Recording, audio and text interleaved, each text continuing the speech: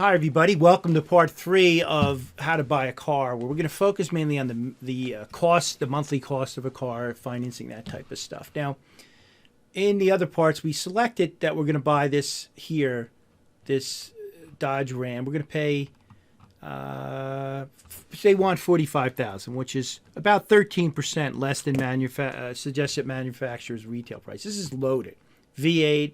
It's a big car. Okay, and we're going to buy from this dealership. That's where we are. Now, if one of the critical things to figuring out monthly cost is you have to decide what type of car you want. Do you want to lease it? Do you want to buy it? And or do you want used? Now, I know a lot of people love to buy used cars because they talk about depreciation and all that good stuff. But the truth of the matter is that when you're buying there's no such thing as a used car, because if you're buying a car, if someone has a good car, they don't sell it. They give it to a family member, they sell it to a friend, a family. So unless you're a friend, family, or the used car you're getting is probably not that good. Okay, so I never recommend buying a used car unless it's like $2,000 or $3,000 and you only need it for a year or two, because a lot of used cars now are going for $18,000, $25,000. Well, I can buy a brand new car for $13,000. In 2019, a new Nissan Versa sedan cost $13,500. So I'm telling you, why would you buy a used car, even though maybe it's bigger and stronger and all that good stuff, for $18,000 or $14,000 or even $15,000 when I can buy a brand new car? I get better financing, everything. Okay, I know this goes against a lot of what people tell you. Buy a used car. I've bought new cars, and people have bought used cars at the same type, and invariably that used car is done within a couple years. Okay, I have my car for 10 years. New cars, it's much better to buy a new car, especially if you do the research. Unless, like I said, if you just need a junker. Okay, go and get a $2,000 car, or let's say you're a mechanic or something like that. Generally, if you're not a real car person, do not buy a used car. The next thing is, I like new. Why? Okay, one, remember we talked about asymmetric information. If I buy a new car, there's a lot less that I have to learn about the car to figure out what it's worth. With a new used car, you have no idea, right? You don't know if it needs a new transmission. It's going to blow up. You have no idea. New car, you can kind of figure out what you should pay for it. You get better financing on new cars. You get warranties. You get a relationship with a dealer. Okay, lots of benefits of a new car. So, and then leased, if you're rich and you want a new car every year, leasing's great. Okay, you want to get a new Maserati every year or something like that, it's great. Otherwise, leasing is a complete disaster. And the only reason dealers love to lease cars, I wonder why, okay, because it's asymmetric situation, that they know a lot more about leasing than you do. Unless you have, an MBA in finance like I do, leasing is generally not that good a deal. There's all kinds of problems with insurance. There's problems with how many miles you can use it. What if you get in a car accident? Don't like leasing, okay?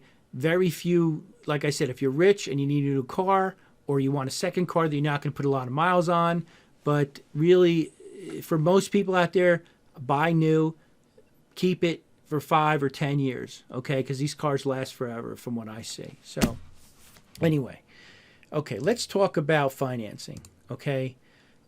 In order to research financing, I like to use bankrate.com, okay?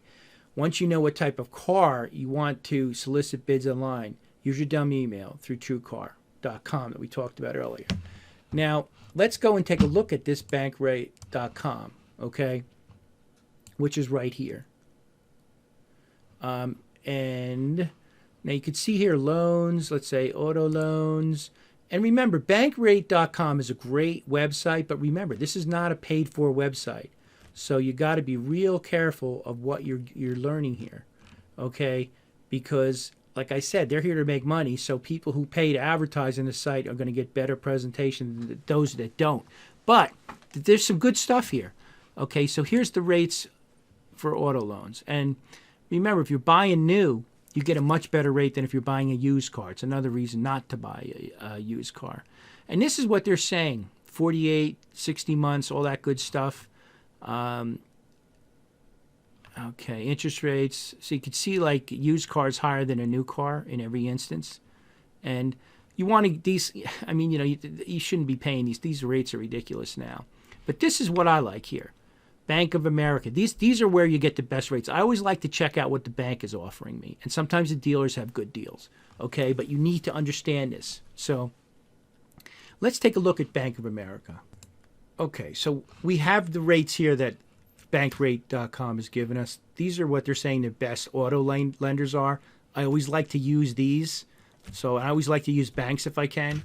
So let's take a look at Bank of America and see what they have, their rates. So here they are. Okay, so they're at 2.4%.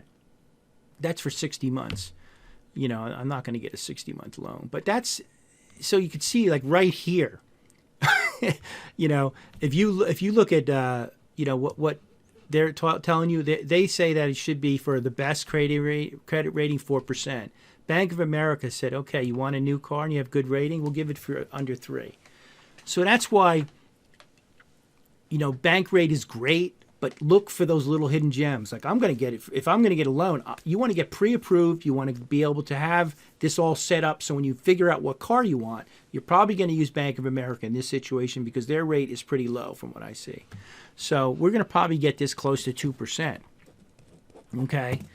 So now we kind of understand where our bank is, our bank financing. And I'm just going to show you some things here that you may want to make sure you understand. Because here is a spreadsheet, and everybody should use a spread. I mean, Google Docs has spreadsheets like this. You don't have to use, Excel and stuff, but you need to, know how to use your calculator. You need to how to use a spreadsheet. So when you're buying the car with the financing, okay, you should never pay more than 20% of your take-home pay. So let's say your take-home pay is $4,000. You should never pay more for the monthly loan than $800, which is 20%. Keep that rule of thumb in mind. So let's say that I said I wanted to buy that car for $45,000, right? The 220 Ram 1500. Let's say I'm going to put down a payment. Oh, wait, this is going to be $45,000. And you can build these sheets yourself. Down payment, okay. We're going to get this rate at 2%. Okay. So you could see here that the payment for this truck, based on paying $45,000, that's all in. I have the dealership picked out. I have the car picked out. I'm going to put down $8,500. I'm going to finance $36,000. I'm going to get a 2% rate from Bank of America, and I'm only going to do 3 years. Whoa, that's not good. It's 200. So I don't like to do more than 2 years. I may have to put more money down. Let's put $12,000 down. No, let's put 10. We're going to put $15,000 down. Yeah, this is not going to work. We may have to do a 4-year loan, which I don't like. Let's do 10,000 down. Okay, so here we have a 4-year loan, which is not good. We're paying $1,400 in interest. Total payments at $36,000.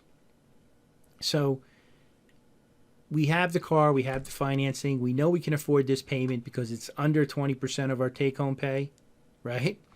And these sheets are very easy to build, but you need to understand the financing, okay? Because you don't want to go into the dealership not understanding this. But people like to take 6-year loans, okay? So for this one here, it's, right, the interest is this. Our total payments are this, right? Let's see what happens when we change to a 6-year loan, okay? The interest doubled almost, okay? So I like to generally keep this at 3 years, but that's way over what we can afford. So we're going to have to do a 4-year payment, right? So just, understand, especially this rate here. They were telling it was going to be 4%, right, at bankrate.com. If you just went there to that website and you didn't do some more research. And look at the interest rate on a 6-year, okay? would be $4,426. Okay, but over 300% more. And you got to think of percentages. You got, like I said, when you're dealing with the dealership, because they'll say it's only $15. No, I can only afford $800 a month. Okay, and I'm not going to pay $4,000 of interest. Okay, over 6 years. No, I'm not going to do it.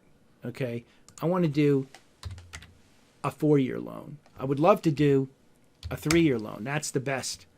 Okay, because that takes us down to, but my payment's too high, right? So I'll do a 4-year, but I want the interest rate at 2%. Okay, and remember, you guys can stop the video and figure this out. But this is what so you understand now what you're paying. You have your bank financing. You know the car dealer. You know the truck I want. Everything's done, right? I'm going to walk in there and, basically do this negotiation. So let's get back to this financing and monthly expenses. And that kind of goes through your monthly expenses. Okay, and once you know the type of, you can solicit bids on, we're going to get more bids, and we may even be able to get the truck less than we want, right? And the other thing is, remember that when you buy a new car, okay, you need to get insurance because you have a loan. You owe the bank $35,000. And you better call up your insurance company and just see what the insurance is before you go in and buy the car. Tell them, I'm going to buy this car. What is the insurance? Because they're going to want collision, which costs a lot of money. Okay. After 4 years, that's why I like a 3-year loan here. I can drop the collision, which is usually the biggest part of the insurance, right? So here with a 4-year, and I have to keep collision for 4 years. But usually when you get a new car, you want to have collision anyway. So see what that is. Now, with this, you know the interest expense, you know your monthly payment, you know your car, what the insurance is going to be, and then there's probably some kind of licensing fees in your state. So you kind of understand this is my cost. But generally, if it's 20%, the payment is 20% of your take-home pay, you should be able to afford it. Okay? So that is the end of our part 3. If you guys have any questions, please leave a comment below. I'll get back to you, or one of my analysts will get back to you with an answer. And, if you want to subscribe to my YouTube channel, I really appreciate it. Thanks a lot.